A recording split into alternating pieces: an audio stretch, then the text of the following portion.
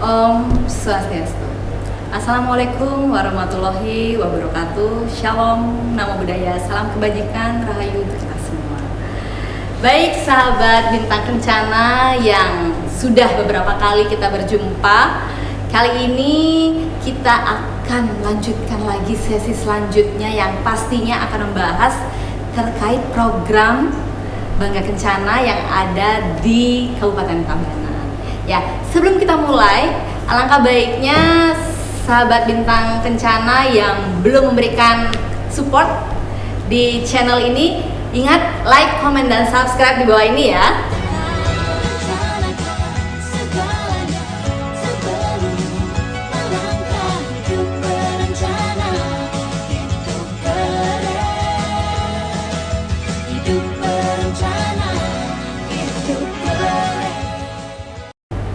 Ya, tidak perlu berlama-lama lagi, kita langsung saja menyapa narasumber kita yang hadir pada hari ini yang sudah ada di sebelah saya. Siapa narasumber yang sangat memiliki dedikasi yang tinggi terkait program Bangga Kencana? Kita sapa Om Swastiastu, Bapak Swastiastu, Ibu. Om Swastiastu.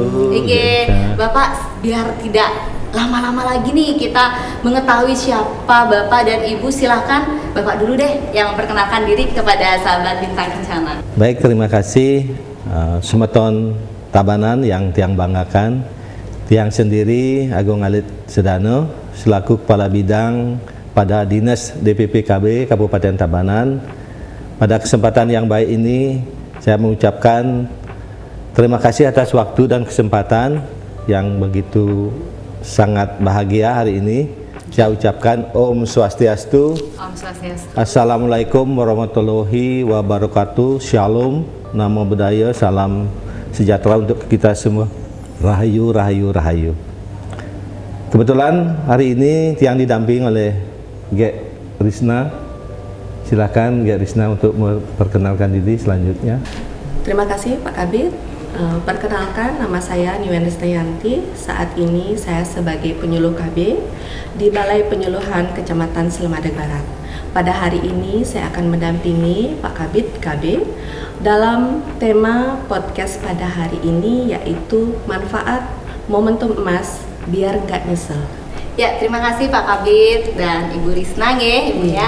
Jadi sekarang ini kita akan membahas terkait KB gitu ya. Jadi kalau KB itu di pendengaran ataukah mungkin di benak orang itu sering kalau ngomongin KB itu pasti alat kontrasepsi gitu ya. KB berapa? Udah pakai KB belum? Kayak gitu ya. Kondom seperti itu nge. Jadi apakah memang seperti itu? Hanya program alat kontrasepsi itu saja yang ada di program KB di bidang Pak Kabid ya Pak? Betul. Baik ya, Risna. KB itu merupakan suatu singkatan dari keluarga berencana. Artinya setiap pasangan suami istri itu perlu merencanakan. Apa sih yang perlu direncanakan? Ya, yang perlu direncanakan dalam keluarga berencana itu, kapan sih kita mau hamil? Nah, di situ ada suatu perencanaan. Yang kedua, kapan sih anak yang kita lahirkan itu? Berapa sih punya anak? Berapa sih jaraknya anak 1, kedua, dan 3 dan seterusnya? Mungkin di situ yang dimaksud dengan keluarga berencana itu suatu perencanaan pasangan suami istri agar dapat nanti melahirkan suatu anak yang sehat. Anak yang sehat yang dimaksud itu tentu sehat jasmani dan rohani. Sehingga dalam pertumbuhan kembangnya anak itu bisa menjadi anak yang terhindar dari stunting ya. Itu salah satu faktornya di situ. Di samping itu KB itu juga semacam perlindungan, semacam payung lah. Kalau dapat saya sampaikan payung, jangan sampai payung itu setelah hujan deras baru kita keburu mencari payung, keburu kita hujan, keburu kita kebasahan nanti ya, seperti itu.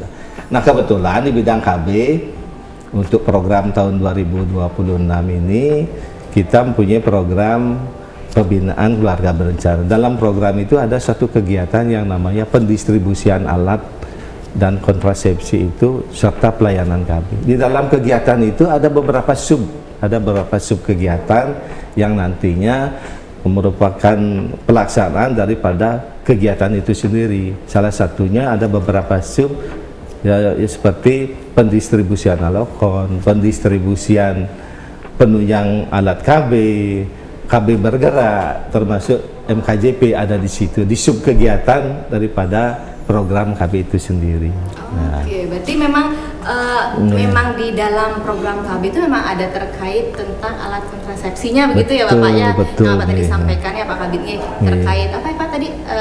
MKJP, alat kontrasepsi pendistribusian alokon. Iya, pendistribusian alokon. Alokon itu apa ya biar sahabat bintang kencana alat itu? obat dan kontrasepsi. Alat obat dan kontrasepsi. Iya. Artinya alokon itu setiap ada kegiatan kita mendistribusikan alokon ke paskes masing-masing. Kita punya hampir 54 layanan paskes di Kabupaten Tabanan. Nah, artinya alat yang kita sediakan itu merupakan hibah dari BKKBN provinsi. Nah, itu yang kita distribusikan ke masing-masing pelayanan paskes nantinya itu. Oke. Iya, berarti memang itu masih sekarang jenisnya apakah masih sama seperti dulu? Nah, kalau dulu betul. yang saya tahu ya ibu saya bilang ya pakai kondom itu kan masuk ini ya Pak ya? Kondom masuk di antara MKJP juga. itu berupa bisa alat suntik, bisa IUD, bisa implan, bisa MOP, MOW. Nah, itu bagian daripada MKJP itu sendiri gitu. Iya. Yang nanti pelayanan itu semuanya ya sifatnya gratis nanti gitu. Iya. Berarti kalau yang suntik sama IUD seperti itu apakah sama dia? Apa ada perbedaannya gitu nggak Pak ya? Nah, nanti kita punya pendamping nih. Iya. Nah, Bu Risna nanti yang menjelaskan secara teknis. Namun alat yang kita distribusikan tentu punya kelebihan dan kekurangan. Nanti Bu Risna yang mungkin lebih secara teknis lebih tahu mana sih kelebihan dan kekurangan daripada alat-alat itu gitu. Namun secara umum yang sampaikan pada Bapak Ibu, khususnya ibu-ibu pasangan usia subur semeton Tabanan, yang harapkan dengan adanya KB MKJP ini, marilah kita jangan menunda ber-KB dulu lah. Ayo kita ber-KB gitu. Ya, mungkin yang tadi biar nyambung dulu ya, dijelaskan dulu ya ke Bu Risna ya. Apa saja sih jenis-jenis mungkin ya namanya jenis alat kontrasepsi gitu ya. Tadi Pak Kabit bilang ada MKJP gitu. Mungkin ada yang lain mungkin tidak MKJP atau apa gitu bahasanya, mungkin bisa dijelaskan ya Bu Risna. Baik Kak Sita. Ya. Kalau untuk alat kontrasepsi itu memang dibagi dua ya. Ada yang non MKJP. Jadi MKJP itu adalah metode jangka panjang. Jadi ada yang non itu misalnya kondom, pil, suntik itu yang non MKJP. Kalau MKJP itu ada IUD, ada implan, ada MOW dan MOP. Jadi kalau sekarang sih untuk program yang sekarang mungkin kita lebih menekankan ke memprioritaskan untuk masyarakat khususnya pasangan usia subur agar menggunakan MKJP. Ya, tadi kan Bu Risna bilang kalau yang non itu kayak suntik, kayak pil gitu ya. Oke lah ya, mungkin kalau suntik pil ada yang pil sekarang minum, besoknya juga harus minum, setiap hari harus minum kan begitu. Kalau suntik ada yang 1 bulan, 3 bulan gitu kayak yang saya dengar-dengar. Tapi kalau yang ini MKJP ini apakah ada waktunya lebih lama gitu pemakaiannya itu gimana Bu? Kalau untuk IUD itu kan salah satu metode MKJP ya. Jadi IUD itu bentuknya niket yang ceritakan dulu untuk bentuknya itu seperti huruf T dia. Jadi huruf T-nya ini dia tuh berfungsi atau bisa mencegah bertemunya sel telur dengan sel spermatozoa. Jadi itu fungsinya alatnya ini. Jadi untuk IUD ini nanti dia nike memang ada 2, dia bisa mengandung hormon dan tidak.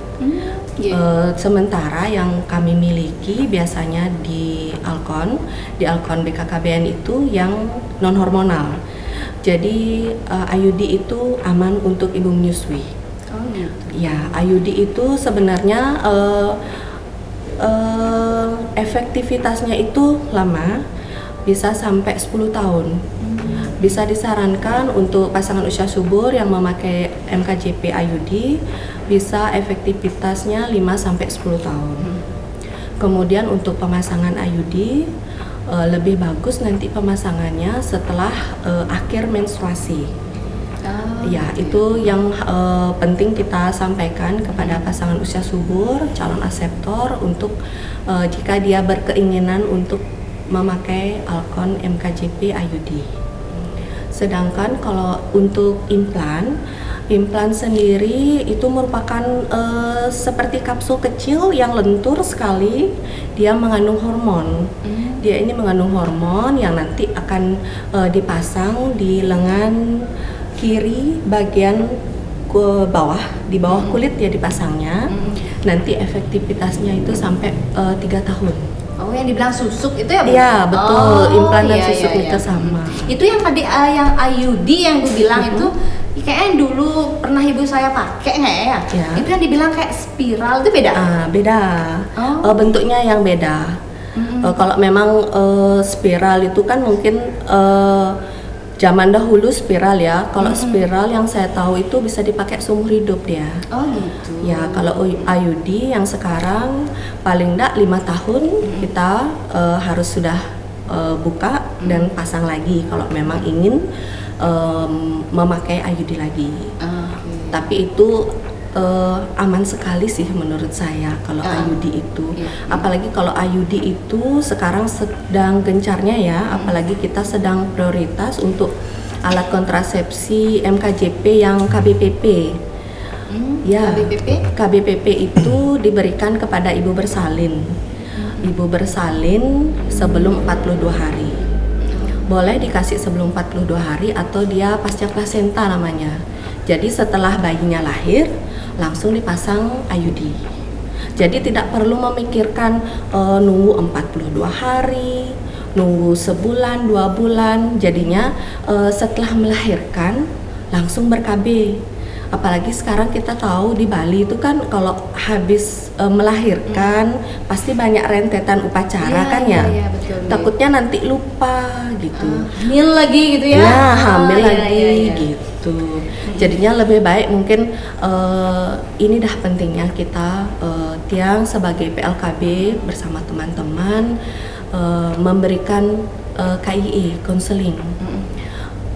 Kita bisa mulai dari catin sebenarnya. Gitu. Kalau misalnya catinnya memang terlewatkan, kita bisa mulai dari ibu hamil. Jadi dari mulai ibu hamil itu kita sudah bisa memberikan konseling. Ibu nanti mau pakai apa setelah melahirkan? Jadinya mungkin ibu tuh bingung ya, apalagi ibu-ibu muda yang sekarang dengan berkembangnya medsos seperti itu, dia perlu informasi yang akurat. Betul sekali. Ya, jadinya itu perlunya mungkin kita lebih meningkatkan KIE kita, konseling kita, mendampingi ibu hamil untuk memilih alat kontrasepsi yang diinginkan setelah melahirkan. Oke, berarti kalau yang MKJP, metode kontrasepsi jangka panjang begitu ya, itu yang tadi Bu Risna bilang kalau IUD itu dipasangnya di mana, Bu? Kalau IUD itu dipasangnya di rongga rahim. Oh, berarti di rahim? Iya, di dalam rahim. Berarti yang tadi Ibu bilang ada IUD di rahim, lalu ada implan di kayak susuk gitu ya, di tangan, di bawah kulit gitu. Ya. Ada lagi mungkin jenis MKJP metode kontrasepsi? Ada lagi 2, ya ini kontrasepsi mantap dia. Ada namanya MOW, metode operasi wanita, dan MOP, metode operasi pria. Jadi ini kontrasepsi mantap yang memang harus benar-benar dipikirkan. Karena tidak bisa dikembalikan lagi seperti semula. Gitu. Kalau seperti IUD implan nanti kan bisa dibuka lagi. Ya, nanti bisa kesuburannya lagi normal gitu. Kalau untuk yang mantap ini ndak bisa ya. Jadi kita harus lebih memikirkan nanti benar ndak mau milih kontrasepsi mantap ini. Kalau untuk MOW itu biasanya dilakukan melalui operasi kecil. Dia pemotongan saluran tuba, nanti bisa dipotong kemudian diikat, atau ada yang juga yang bentuk cincin. gitu. Semacam steril ya? Ya, steril. selamanya. Kalau di masyarakat itu Steril. gampangnya bilang ya steril.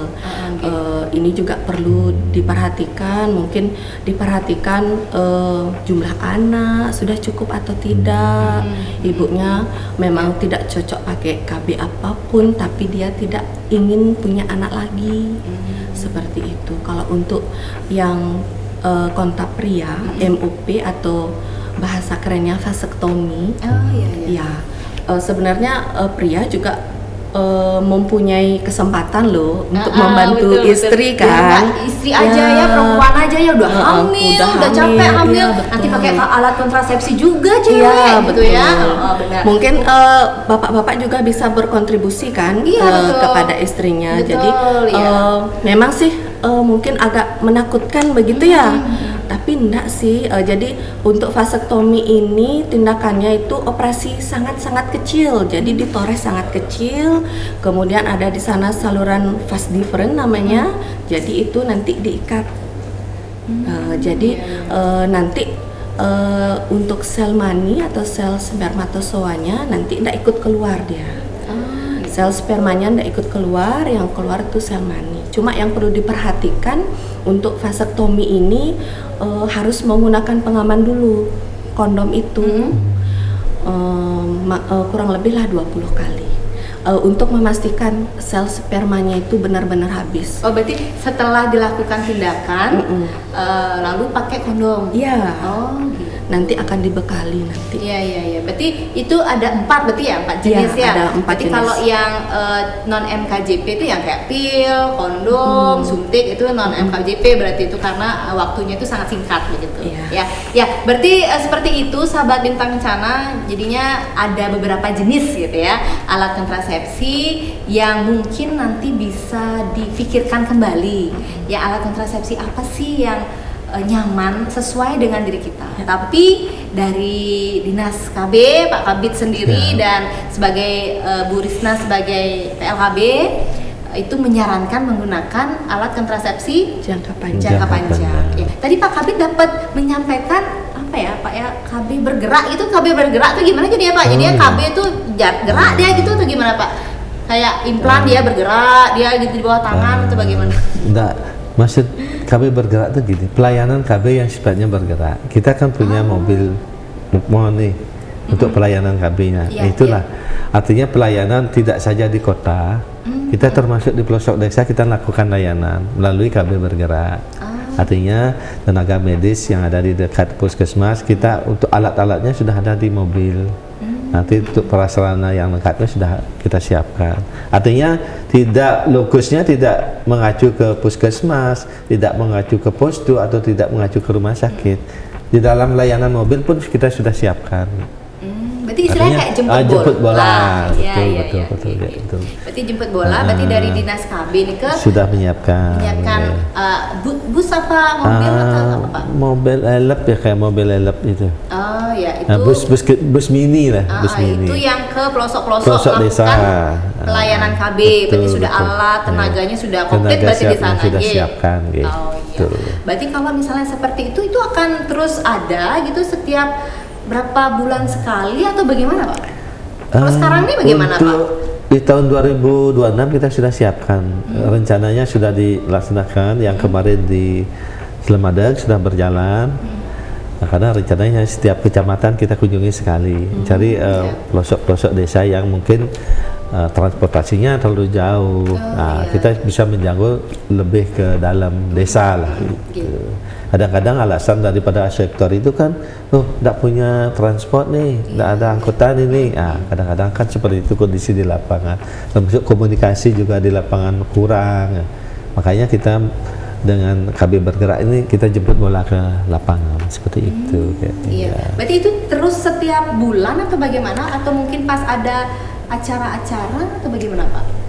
Untuk KB bergeraknya lokusnya setiap kecamatan kita kunjungi sekali. Oh gitu. Berarti setiap bulan? Betul. Oh gitu. Ya, ada 10 kecamatan kan dapat sekali lah nanti untuk pelaksanaan. Jadi kalau misalnya seperti itu, tinggal sahabat Bintang Kencana itu kemana lah? Kalau mau mendaftar atau itu kemana ya, Bapak? Atau nanti itu? kan PLKB mengkondisikan di bawah, kira-kira absorptornya di mana sih yang masih serapannya kecil. Kalau kemarin kan yang di Pupuan masih kecil. Gitu. Dari laporan serapan yang kemarin di triwulan pertama, Pupuan yang masih kecil, mungkin lokus yang kedua nanti ke situ. Gitu. Berarti nanti PLKB-nya petugas lapangannya yang itu menggerakkan ya, mencari aseptor begitu ya, mencari calon-calon yang mau memasang alat kontrasepsi gitu ya. Siap-siap. Ya, baik sahabat Bintang Kencana, itu tadi dulu di awal ya kita sudah membahas terkait perbedaan antara kontrasepsi jangka panjang dan kontrasepsi jangka pendek ya, atau MKJP dan non MKJP. Jadi kalau sekarang ini saya dapat baca di media sosial itu ada bahasanya kayak momentum, itu bagaimana itu Pak ya? Itu dari Pak Kabid juga programnya atau ada lain? Baik kayaknya.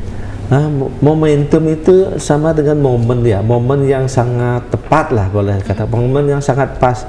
Kalau boleh saya ilustrasikan, momen emas lah gitu. Momen emas itu, kalau nilai emas itu kan mahal ya. Iya, kayak sekarang Pak Kabid, mahal. Momen emas yang dimaksud di situ tuh momen yang tepat sekali untuk melaksanakan kontrasepsi di situ. Momentum ini biasanya itu sudah diprogram atau dijadwalkan dari pemerintah pusat. Lalu Menkutbandal atau BKKBN pusatnya sudah memprogramkan, artinya sudah membuatkan suatu jadwal. Seperti tahun sekarang, misalnya tahun 2026, dari pemerintah pusat sudah menjadwalkan momentum di seluruh Indonesia itu 4 kali dalam tahun 2026 ini. Itu dilaksanakan di bulan Februari, di bulan Mei, bulan Juni, dan di bulan September. Itu untuk di tahun sekarang. Kenapa dilakukan momentum? Karena dengan momentum itu adalah suatu strategi baik pemerintah pusat maupun pemerintah daerah untuk lebih luas menjangkau layanan KB itu sendiri melalui, karena momentum ini sangat identik dengan hari-hari besar biasanya. Identik dengan hari-hari besar, seperti misalnya di bulan Mei ini kebetulan nanti dikaitkan dengan peringatan IBI yang ke-75. Nah, di bulan Juni Ikatan bukan IBI kemarin gitu, bukan ya Pak? Bukan. IBI apa Pak? IBI Ikatan Bidan ya, Ikatan Bidan Indonesia. Oh iya. Yang kebetulan di bulan Mei ini gitu. Nanti di bulan Juni ada juga hari-hari besar, Harganas kayaknya, kalau tidak salah Harganas nanti di bulan Mei. Oh ya, itu hari besarnya KB ya Pak ya? Betul, hari betul. keluarga Hari nasional di situ. Artinya momentum yang sudah dijadwalkan oleh pemerintah pusat itu identik dengan hari-hari besar nasional. Tapi kalau misalnya tidak mengikuti momentum yang tadi Bapak sampaikan, berarti setiap bulannya itu sudah Artinya tidak mengacu ke momentum saja pelaksanaan pelayanan KB gratis itu. Artinya setiap rutinitas pun kita melayani KB melalui paskes yang ada atau melalui pelayanan puskesmas yang terdekat gitu. Artinya melalui KBN KJP yang sudah kita siapkan itu. Baik. Sudah agak paham sih sekarang saya ya terkait KB bergerak yang tadi Bapak sampaikan. Ya, tapi kalau misalnya nanti terkait KB bergerak, momentum yang seperti itu kan kalau memang KB bergerak itu di mobil ya, mobil pelayanan yang Bapak tadi sampaikan. Jadi kalau misalnya di mobil pelayanan, siapa yang melayani Bapak?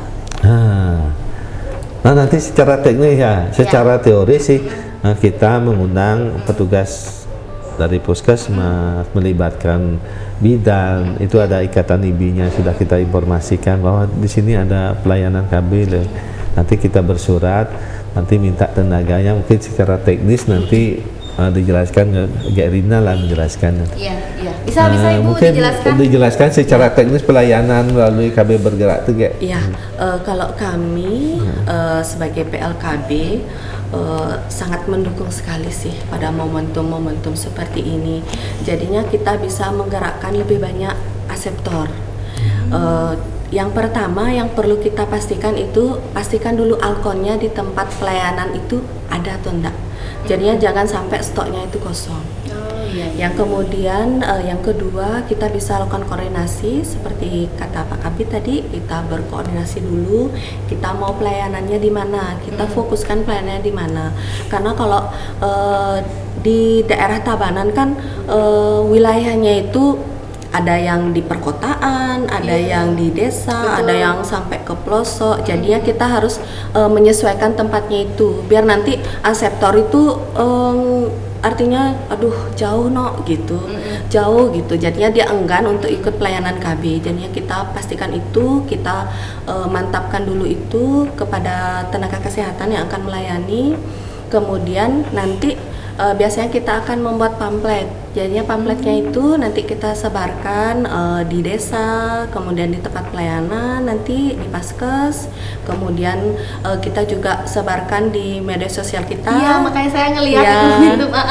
Karena kita semua untuk Balai Penyuluh semua punya media sosial, jadi bisa kita sebarkan di sana. Jadi semakin banyak orang yang tahu nanti akan ada pelayanan pada hari apa, tanggal berapa, jadi dia bisa sudah mempersiapkan diri dan sudah bisa memilih lah, aduh saya mau pakai ini nih gitu.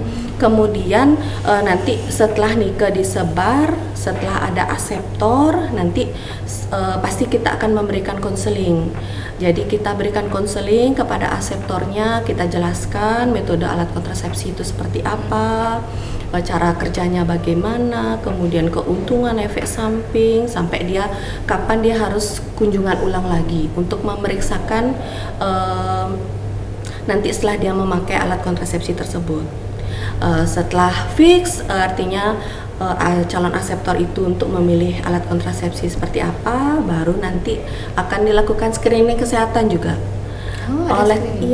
Kita harus screening juga. Jadi kita melakukan pendataan dari ibunya, kemudian kita tanya suaminya juga. Nanti ada form inform consent namanya. Jadi itu inform consent itu persetujuan suami dan istri menggunakan alat kontrasepsi tersebut.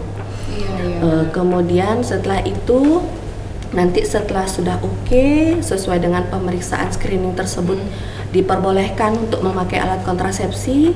Kemudian nanti kita lanjut ke pemasangannya. Setelah pemasangan nanti kita edukasi lagi kapan harus kontrol ulang. Misalnya ibunya setelah sampai di rumah ada keluhan, kita jelaskan, Bu, kalau nanti keluhannya seperti ini, seperti ini, seperti ini, nanti sesuai dengan alkon yang diberikan, harus segera ke fasilitas kesehatan. Jangan sampai nanti dibiarkan seperti itu. Karena seperti kata Gesita tadi, alat kontrasepsi itu belum cocok, enggak cocok untuk semua orang gitu loh. Mungkin IUD cocok untuk saya, tapi IUD untuk Gesita mungkin enggak gitu ya. Tapi kita pastikan bahwa pemasangan IUD dan implan sesuai dengan prosedur dan SOP, sudah sesuai dengan tata cara pelaksanaan yang aman dan nyaman untuk aseptornya. Jadi nggak perlu takut ya. Tapi untuk tenaga yang melaksanakan itu, yang melakukan pelayanan itu siapa ya? Kalau misalnya kita melaksanakan di puskesmas, kita bisa berkoordinasi dengan kapusnya dulu. Jadi kita minta dulu tenaga bidan yang memang bidan yang akan melakukan pemasangan di puskesmas. Kalau dokter spesialis biasanya ada? Kalau misalnya program kayak Momentum ataukah pelayanan KB itu biasanya ada ya dokter spesialisnya yang mungkin yang untuk MOW sama MOP ya. Iya. Untuk MOWP itu kan perlu tenaga yang lebih di atas bidan mungkin, ada ahlinya karena alatnya mungkin kayak laparoskopi itu kan beda alatnya. Biasanya yang pakai bidan dokter spesialis itu yang di rumah sakit gitu. Iya. Berarti kalau emang KB bergerak itu lebih ke tenaga bidan. Kalau KB bergerak kan tidak sampai MOW karena itu harus dilaksanakan di rumah sakit Yang sudah kita laksanakan rumah sakit Tabanan sama rumah sakit Singasana itu yang bisa melaksanakan MOW ya. Di samping itu kita sudah kerjasama dengan PKBI, Perkumpulan Keluarga Berencana Indonesia. Mulai tahun 2026 kita sudah membuat PKS dengan PKBI-nya. Sehingga dari PKBI pun kalau memang kita butuh tenaga untuk bidan, kita disiapkan dari PKBI. Berarti sudah banyak kerjasama ya Betul, dengan lintas sektor ya gitu, Bapak Kabid ya. Gitu. Oke, berarti selama ini memang kalau yang pelayanan kami bergerak itu kan yang melayani itu memang bidan ya gitu ya, karena bidan yang langsung melakukan pelayanan dan sudah ada kerjasama begitu ya Pak Kabid ya. Oke, kalau yang tadi Pak Kabid bilang itu di bulan ini, di bulan Mei ini, jadi ada momentum yang lagi hangat-hangatnya begitu ya, itu bisa dimanfaatkan ya, manfaatkan oleh warga Tabanan ya, sahabat Bintang Kencana. Apabila mau menggunakan alat kontrasepsi itu atau gimana ya Pak ya, bisa dijelaskan ya Pak? Untuk momentum yang kedua itu dilaksanakan di bulan Mei ini. Nah itu tiang himbau pada semeton Tabanan, karena momentum di bulan Mei itu dimulai di bulan April tanggal 30 ini sudah dilakukan kick off-nya secara nasional di seluruh Indonesia. Untuk di tingkat nasional itu dilakukan di Banten, khusus di perwakilan BKKBN provinsi itu dilaksanakan di Buleleng. Untuk kita di Tabanan sudah dilaksanakan di bulan April kemarin, tanggal 30 secara nasional dibuka tanggal 30 April kemarin. Termasuk kita di Tabanan sudah dilaksanakan di bulan kemarin. Kita dipusatkan itu di Postu Pejaten. Nah, kita sudah merekrut aseptor sebanyak 8 aseptor dan sudah kita lakukan tindakan. Nah, saya menghimbau pada ibu-ibu khususnya semeton Bali, semeton Tabanan, dia harapkan dalam momentum IBI yang ke-75 ini, dia menghimbau ayo datang ke tempat pelayanan kesehatan, baik itu puskesmas, rumah sakit, termasuk praktik bidan mandiri ya. Itu bisa kita layani di situ sepanjang dengan alat KB MKJP. Itu semua gratis. Dan jangan khawatir, untuk ibu-ibu pelayanan di samping gratis juga mendapatkan uang transport ya. Artinya jangan nanti khawatir untuk saya tidak punya transport loh. Sekarang dengan dana BUKB-nya kita bisa membayarkan transport. Itu untuk peserta aseptor, di samping pelayanannya gratis, transportnya juga dapat, kalau tidak salah itu 50.000 uang transportnya. Gitu ya, berarti sudah dilayani gratis, dapat uang transport juga, begitu ya. Berarti kalau misalnya seperti itu, kalau dalam rangka HUT IBI ini di bulan Mei ini, dari tanggal sampai tanggal berapa ya Pak ya mungkin? Pelaksanaan ini sampai tanggal 22 Mei nanti. Sampai tanggal 22 Mei. Ya, berarti sahabat Bintang Kencana sebelum tanggal 22 Mei silahkan dulu berarti ya bertanya di desa atau ke PLKB atau lihatlah media sosial gitu, siapa tahu ada di wilayahnya gitu biar bisa melakukan pelayanan langsung gratis di sana. Nanti untuk kecamatan yang lain silakan Bapak Ibu semeton Tabanan berkoordinasi baik itu ke PLKB maupun minta informasi ke layanan Paskes yang terdekat gitu. Baik. Berarti sampai tanggal 22 Mei lalu nanti dilayaninya itu di fasilitas kesehatan kan seperti itu. Nah, sekarang dalam mengemas program momentum ini, pelayanan KB ini, apakah ada kendala-kendala ya Pak ya? Atau Kak Morisna sebagai penyuluh KB dan Bapak juga sebagai yang pemegang program ya, program KB, apa ada kendala dalam menjalankan program ini ataukah pelayanan KB ini Pak? Menurut hemat kami yang mungkin kendalanya lebih banyak di lapangan ya kayaknya. Lebih banyak di lapangan. Kalau saya selaku administrator ya lebih sifatnya mengarahkan saja gitu. Mungkin secara administrasi ya memang itu bukan kendala menurut hemat yang itu wajar lah. Cuman yang mungkin ada kendalanya ada di lapangan ya, mungkin kita lebih bisa silakan mengkondisikan apa sih masalah di lapangan. Iya benar-benar gitu. Ya kalau untuk pelayanan apalagi pada saat momentum mungkin memang kebanyakan di lapangan ya. Karena kan aseptornya itu bervariasi gitu. Jadi kadang jadwal yang sudah tanggal yang sudah kita jadwalkan itu mungkin benturan dengan dia bekerja atau dia ada upacara. Kita seperti di Bali kan banyak ada upacara ya. Mungkin itu benturannya. Bisa juga dari calon aseptornya juga mungkin dia sakit atau bagaimana, jadinya dia memutuskan untuk hari ini nggak jadi dah Bu, gitu dah dia WA biasanya. Itu biasanya jadinya kita oke, kita punya aseptor 10, tapi pada saat hari H kita deg-degan gitu loh, semua datang atau enggak gitu. Padahal kita sudah menyiapkan alat kontrasepsi, kita sudah menyiapkan tenaga medisnya yang untuk memasang, seperti itu. Kemudian yang lagi satu mungkin di musim sekarang yang pancaroba seperti ini, apalagi kalau misalnya daerah barat ya yang agak pegunungan seperti itu. Jadinya pada saat tanggal pelayanan nanti bisa hujan lebat atau gimana, itu bisa juga yang calon aseptornya itu jadinya batal untuk ikut pelayanan. Jadi kalau misalnya kendala itu lebih ada faktor eksternal pastinya ada faktor internalnya begitu ya. Jadi kalau memang faktor eksternalnya itu ya pasti karena cuaca seperti itu. Tapi kalau yang faktor internalnya mungkin bisa tadi kayak Bu Risna bilang dia ada kesibukan. Jadi kalau misalnya dia si calon aseptor itu pada saat mau dipasang alat kontrasepsi gitu, mungkin kalau misalnya seperti IUD, dia sedang menstruasi apakah bisa? Nah, kalau untuk IUD idealnya itu memang dia mau berakhir menstruasinya, itu yang lebih bagus. Sebenarnya bisa dipasang pada saat tidak habis menstruasi bisa, cuma kan kelenturannya itu, kelenturan si rahim untuk menerimanya ini yang perlu diperhatikan juga, kenyamanan pasien lah. Kenyamanan calon aseptornya perlu dipertanyakan.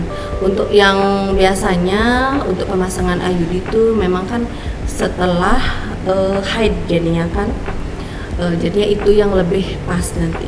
Berarti itu bisa dikatakan faktor internalnya ya. Faktor internalnya. Mungkin pas mau pengen nih saya misalnya sudah pengen pasang IUD, ternyata pada saat tanggal itu jadwal deh ini saya sekarang nggak bisa, jadi ya batal gitu ya.